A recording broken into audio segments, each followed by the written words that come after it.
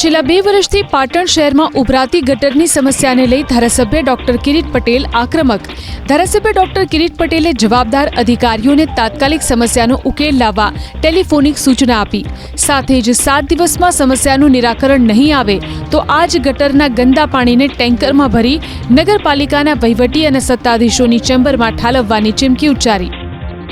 જો ગુરુવાર સુધી આ ગટરો રિપેર કરવામાં નહીં આવે અને 2 વર્ષથી જો સોસાયટીના લોકોની જે સમસ્યા છે એ સમસ્યાનો હલ લાવવામાં નહીં આવે તો આગામી અઠવાડિયાની અંદર ગુરુવાર કે શુક્રવારના રોજ અહીં જે ગંદુ પાણી છે એ ગંદુ પાણી ટેન્કરની અંદર ભરી અને નગરપાલિકાના જે સત્તાધીશો છે, ચીફ ઓફિસર હોય કે જે પણ હોય એના જવાબદાર એમના ત્યાં એમનો અમે છંટકાવ કરવામાં આવશે. આ ગંદા પાણી જે રીતે લોકો સોસાયટીમાંથી પસાર થાય છે અને એમને ગંદા પાણીમાંથી પસાર થવું પડે છે, એવા જ ગંદા પાણીનો અભિષેક એ નગરપાલિકાના જે સત્તાધીશો છે એમના દ્વારા કરવામાં આવશે.